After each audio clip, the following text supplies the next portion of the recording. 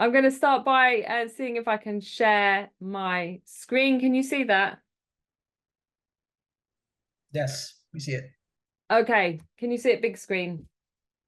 I need to go to the start. Okay, so this is me. That's my email if anyone wants to write to me. I'm going to start out by talking about the US economic sanctions on Cuba.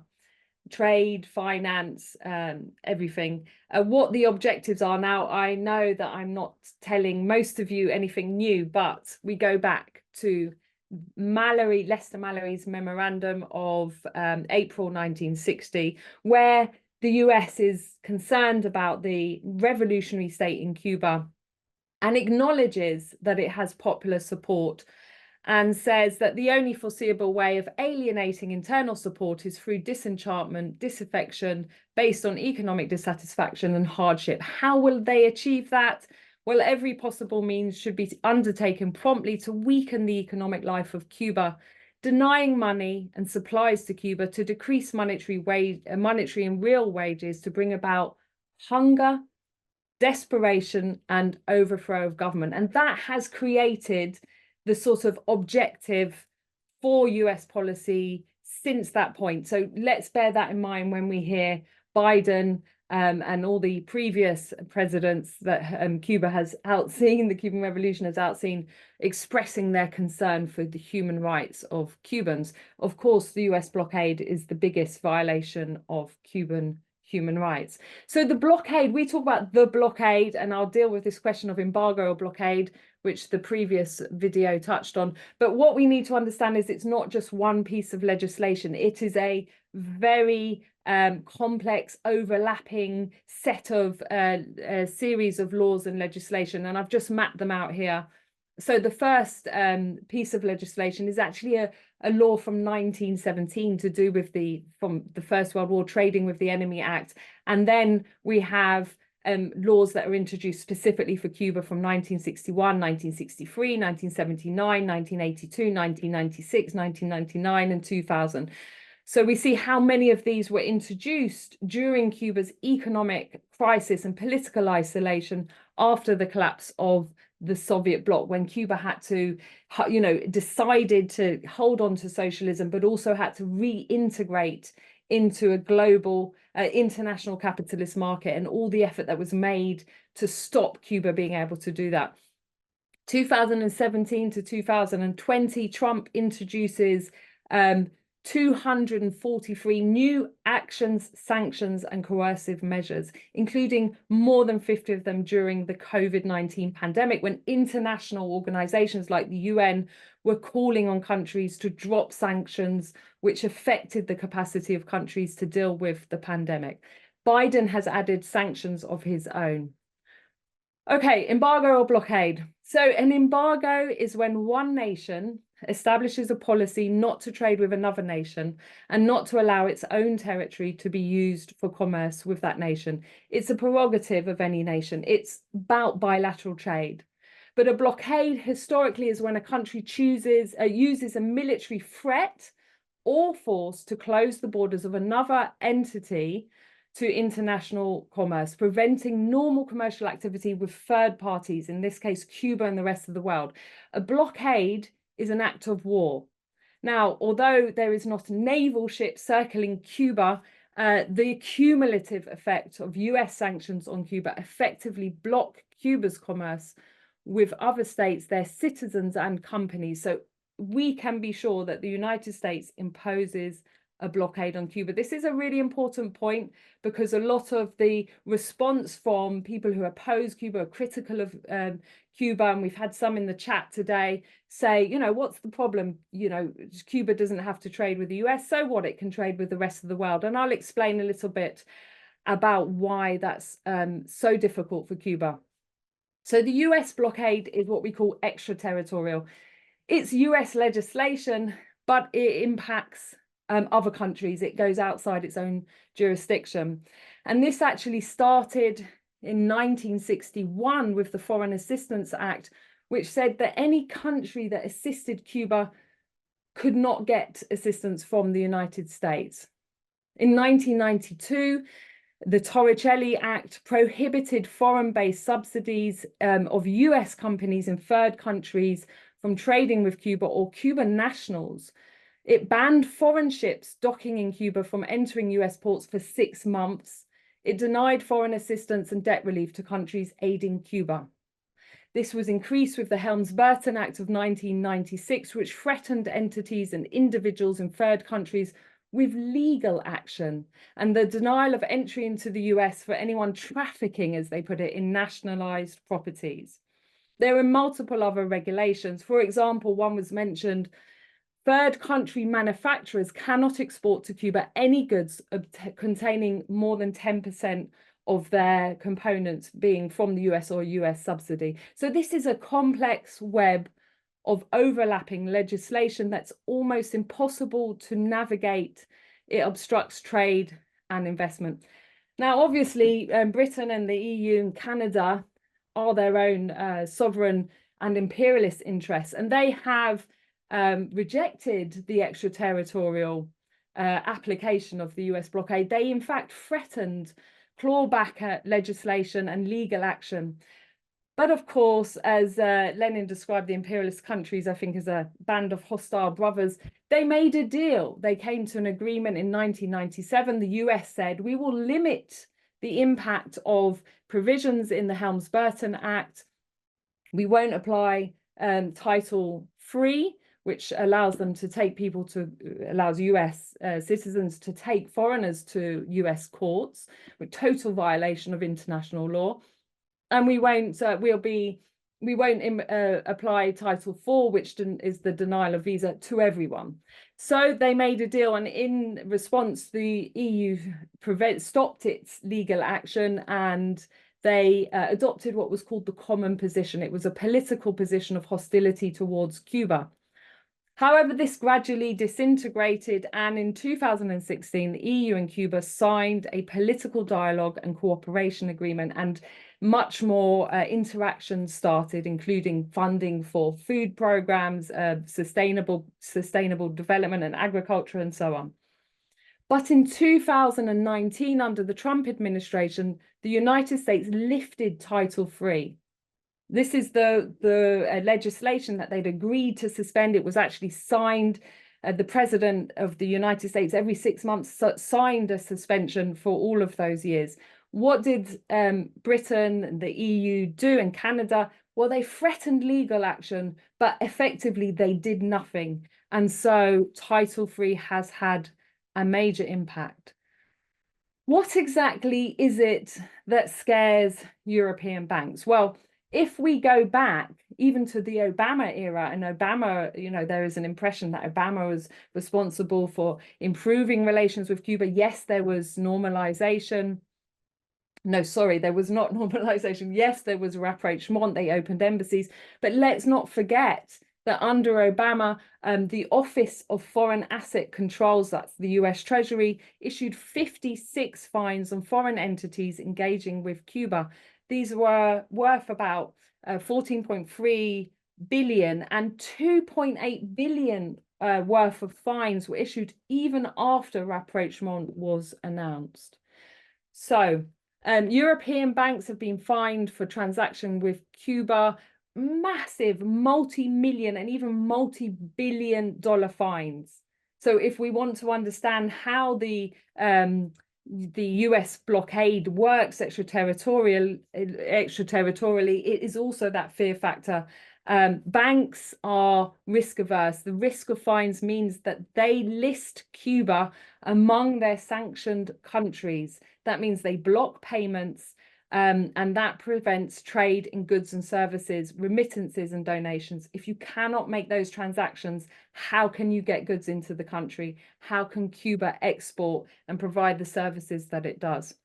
The US, of course, also applies political pressure on governments, warnings, advice that they shouldn't go ahead with certain deals or exchanges with Cuba. And this has been targeted to interrupt Cuba's capacity to provide medical assistance around the world. There are multiple examples. It's something that many people have discussed. I've written articles on it as well. So in 2021, a few days before leaving office, very punitively, Trump returned Cuba to the state sponsors of terrorism list. So Obama had not that long before taken Cuba off that list. What this meant is that Cuba automatically qualifies as high risk for international banks, for businesses and investors, and any institutions, in fact. Within a few weeks of that nomination, over 30 financial institutions left Cuba. So those are banks and financial institutions, but then of course that affects the businesses and institutions that are trying to exchange with Cuba, work within Cuba, because they cannot carry out those transactions. So Cuba is listed as a sanctioned country, sanctioned country by banks, even in countries where the law says it's illegal. So for example, in the UK, in Britain, in European Union, it is actually illegal to apply US laws, in this case, the sanctions against Cuba, against citizens and entities in those countries. And yet banks go ahead and do it anyway. And so this is something that is effectively illegal, and several campaigns have been set up throughout Europe to challenge this extraterritorial imposition of the US blockade. There's Unblock Cuba, there's 1 Cent for Cuba, which Tamara's been involved in, as have I. And the idea is to change the risk assessment of the banks to make it more expensive for them to illegally implement the US blockade of Cuba by carrying out transactions. What this campaign has done is prove the extent to which the US blockade is extraterritorial. I'll give an example. If I try to send a £1 transaction from a UK bank account to a European bank account, it will be blocked. So, you know, if that's what's happening to me, and I'm not even talking about sending money to Cuba, it just gives us an insight to how difficult it must be for Cuba to carry out transactions with the rest of the world. Okay, so Cuba was included on the state sponsors of terrorism list. There's been a lot of focus about the importance of getting Cuba off that list. What's so bad about the list? Let's be clear. There are now globally very few international banks that will transact with Cuba. You can count them on one hand. Banks are by nature risk adverse, and we can say the same for businesses, investors, and diverse institutions. So even the academic institution where I am is extremely hesitant to do any cooperative agreements with Cuba. Cuba's inclusion on the list is totally unjustified and extremely punitive. And I think that point has even been made by officials within the State Department. They are almost speechless when they try to justify or explain why Cuba is included. I think many of you will have seen the Belly of the Beast video where Liz Fernandez is challenging the spokesperson to explain why Cuba is on the list, and the response is sort of incoherent.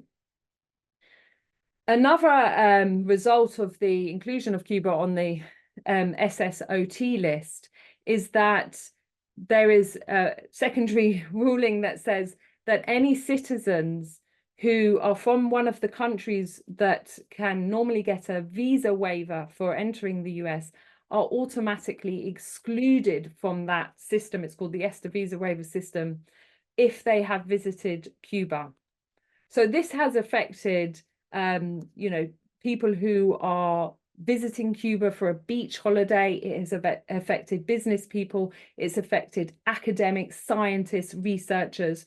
Obviously, when people find out that there is this additional cost to them for visiting Cuba, they're put off from visiting. So it obstructs tourism, it obstructs other visits, the scientific ones, the academic ones, and so on. One very recent example is that the football team from the Cayman, pulled out of a match with Cuba just a few days ago for a World Cup qualifier, because many of their players have traveled to Cuba or traveled to the US and study in the US, and they couldn't risk jeopardizing their ability to enter the US with the ESTA visa waiver.